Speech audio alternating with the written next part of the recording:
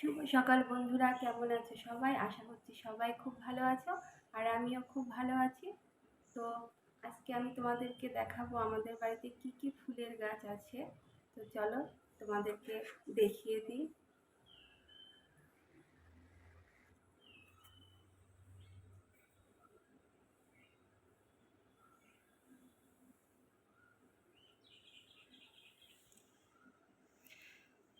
এদিকে আমি পুজো টুজো সব দিয়ে নিয়েছি, দেখতেই পাচ্ছ।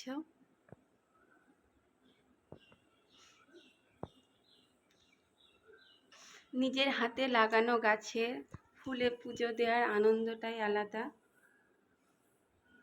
আমার তো ভীষণই ভালো লাগে সকালবেলা বাসি কাজ সেরে স্নান করে ঠাকুরের পুজো দিয়ে সব কাজ করতে অনেক ভালো লাগে।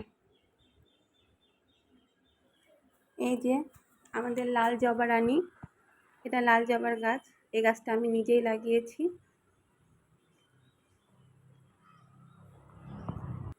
তারপরে আছে কামিনী ফুল।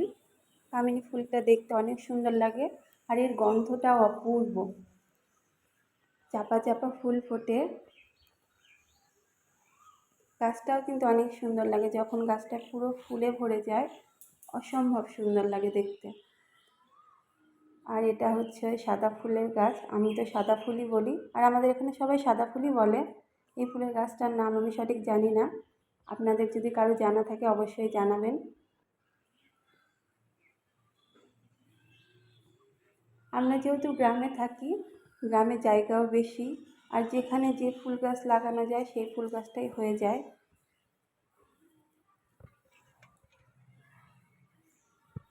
তো আমি এক এক করে সব ফুল তুলে নিলাম।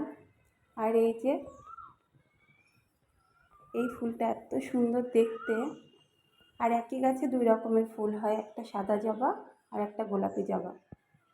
গাছ কিন্তু একটাই, বাট ফুল দু রকমের হয়। এবার চলে আসি মহাদেবের প্রিয় ফুল ধুত্র ফুল। আমাদের ঘরে যেহেতু মহাদেব আছে, সেহেতু ধুত্র ফুলের গাছ আমাদের বাড়িতে রাখতেই হয়। আর এই টাইমটা কিন্তু ফুলেরই সিজন, মোটামুটি সব ফুল এই সময়ই ফোটে সব।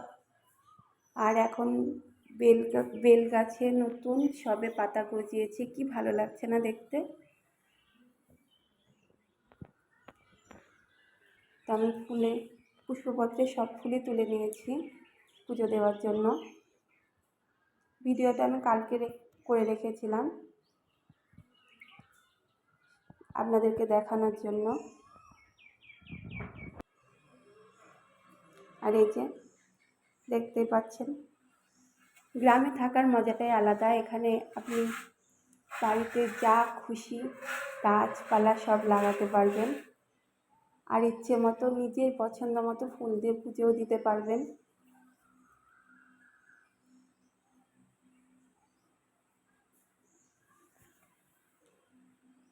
তো আজকের মতো টাটা।